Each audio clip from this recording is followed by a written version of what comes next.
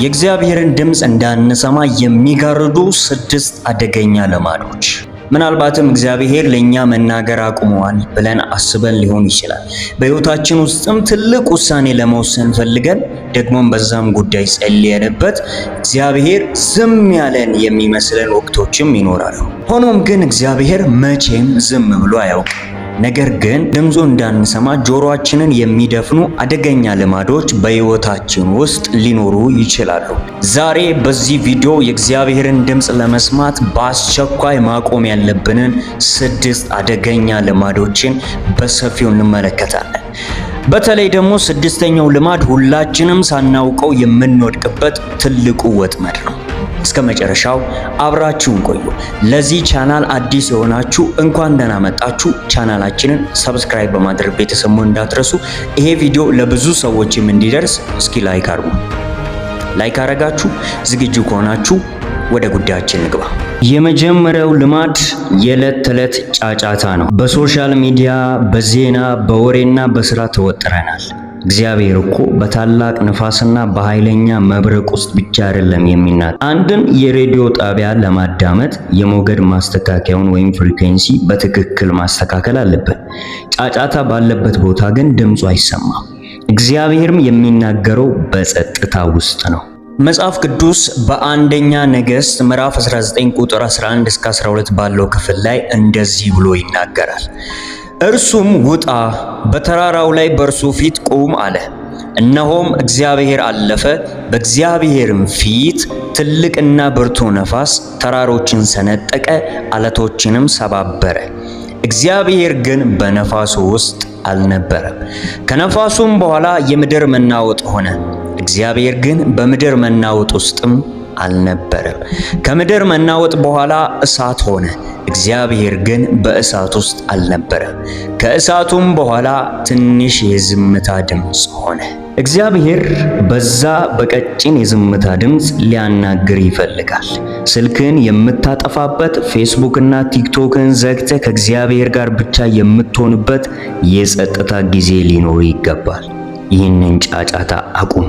ሁለተኛው ልማድ በሕይወታችን ውስጥ ኃጢአትን እያወቅን ደብቀን መያዝ ነው። ኃጢአት በእኛና በእግዚአብሔር መካከል ትልቅ ግንብ ይገነባል።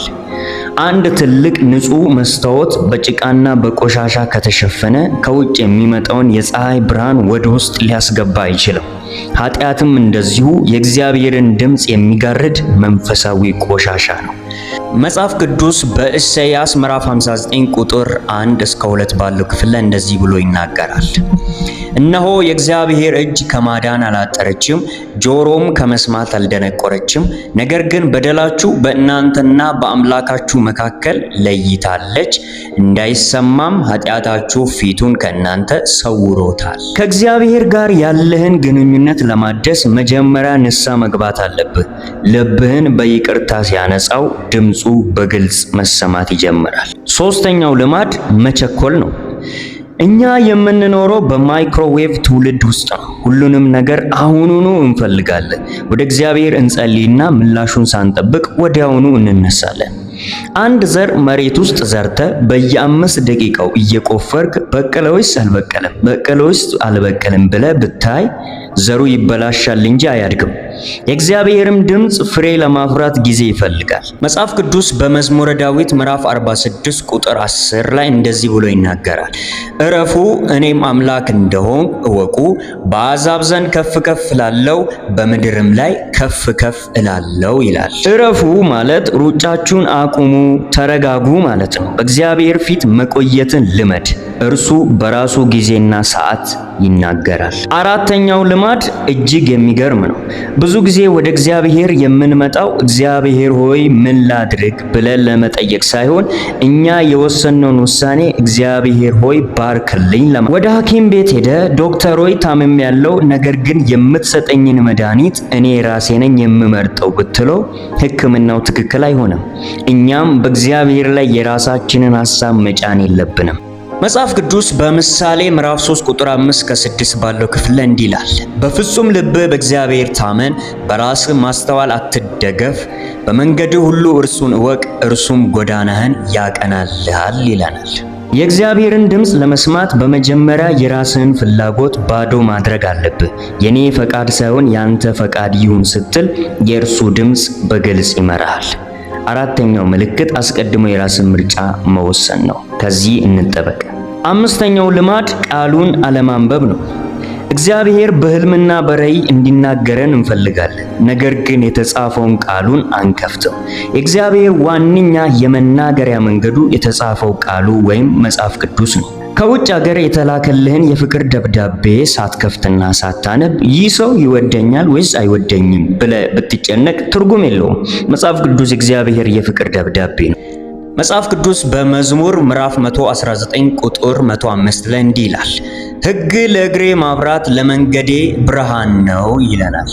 መጽሐፍ ቅዱስን ሳታነብ የእግዚአብሔርን ድምፅ ለመስማት መሞከር ዓይንህን ጨፍነ ጨለማ ውስጥ ለመጓዝ የመሞከር ያህል አደገኛ ነው። በየቀኑ ቃሉን አንብብ። እግዚአብሔር በቃሉ ውስጥ ያናግርሃል። እናም በመጨረሻውና በስድስተኛው ልማድ ላይ ደርሰናል። ይህ ልማድ ጥርጣሬ ነው። ብዙ ጊዜ እግዚአብሔር በልባችን ሲነግረን ይህ የእግዚአብሔር ድምፅ ነው ወይስ የራሴ ሐሳብ ብለን እንጠራጠራለን። ጥርጣሬ ደግሞ መንፈሳዊ የመስማት አቅማችንን ያደክማል። የማይንቀሳቀስና የተረጋጋ ኩሬ ውስጥ ድንጋይ ብትጥል ውብ የሆኑ ክብ ቅርጾችን ታያለህ። ነገር ግን ውሃው በነፋስ የሚናወጥ ከሆነ ምንም ነገር ማየት አትችልም። ልባችን በጥርጣሬ ሲናወጥ የእግዚአብሔርን መልእክት መረዳት አንችልም። መጽሐፍ ቅዱስ በያዕቆብ መልእክት ምዕራፍ 1 ቁጥር 6 ላይ እንዲህ ይላል፣ ነገር ግን በምንም ሳይጠራጠር በእምነት ይለምን። የሚጠራጠር ሰው በነፋስ የተገፋና የተነቀነቀ የባህር ማዕበልን ይመስላልና ሁለት ሐሳብ ላለው በመንገዱም ሁሉ ለሚወላውል ለዚያ ሰው ከጌታ ዘንድ አንዳች እንዲያገኝ አይምሰለው ይላል። እግዚአብሔር ሲናገር በልጅነት እምነት ተቀበለው። እምነት የእግዚአብሔርን ድምፅ የምንቀበልበት መንፈሳዊ አንቴና ነው። እንግዲህ ወዳጆቼ የእግዚአብሔርን ድምፅ ለመስማት ጫጫታን እናስወግድ፣ ኃጢአታችንን እንናዘዝ፣ መቸኮላችንን አቁመን እንታገስ፣ የራሳችንን ሐሳብ ትተን የእግዚአብሔርን ሐሳብ እንያዝ፣ ቅዱስ ቃሉን በየቀኑ እናንብብ፣ ጥርጣሬን አስወግደን በእምነት እንጠብቅ። ዛሬ አንድ ጥያቄ ሊጠይቃችሁ፣ ከነዚህ 6 ልማዶች ውስጥ እናንተን ይበልጥ እያደናቀፈ ያለው የትኛው ነው? ኮሜንት ላይ ጻፉልኝ፣ አብረን እንጸልያለን። እንግዲህ ቤተሰቦች ከዚህ ቀደም አዲስ የዩቲዩብ ቻናል ከፍቻለሁ። ሰብስክራይብ አድርጉኝ፣ አበረታቱኝ ብያችሁ በጠየኳችሁ መሰረት 66 የምትሆኑ ሰዎች እንደምትመለከቱት ሰብስክራይብ አድርጋችሁኛል። በጣም ነው ማመሰግነው። እግዚአብሔር ይባርካችሁ። ሆኖም ግን ይሄ በቂ አይደለምና ይህንን ቪዲዮ እያያችሁ ያላችሁ ሰዎች ፕሊስ አሁኑኑ ዩቲዩብ ላይ ገብታችሁ ሰብስክራይብ እንድታደርጉ ቢያንስ 500 ሰብስክራይበር እንድንገባ የራሴን ኮንቴንት እንድሰራ እንድታበረታቱኝ በጌታ ፍቅር ጠይቃችኋለሁ። የቻናሉን ሊንክ ኮሜንት ላይ አስቀምጬላችኋለሁ። ያንን ሊንክ በመጫን ገብታችሁ ሰብስክራይብ እያደረጋችሁ አበረታቱኝ። ወዳችኋለሁ። ምርጥ የሆኑ ይዘቶችን ኮንቴንቶችን ይዤላችሁ እመጣለሁ። ስላዳመጣችሁኝ አመሰግናለሁ። መልካም ጊዜ ይሁንላችሁ። ሀሳብ አስተያየታችሁን ኮሜንት ላይ ጻፉልኝ። ይመቻችሁ።